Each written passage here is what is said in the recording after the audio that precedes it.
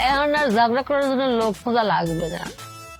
Mobile company আমার জন্য একটা বসায় রাখেছে, একটা আন্দারে কোনদারে ফোন দেব, আপনারে পাতারে ঝগড়া হবে খালি।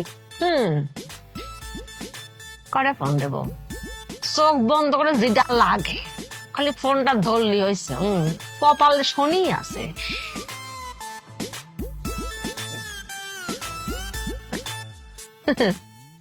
তোর বাবা তোর খালি ফোনটা তোর। কি গান বাজাচ্ছে?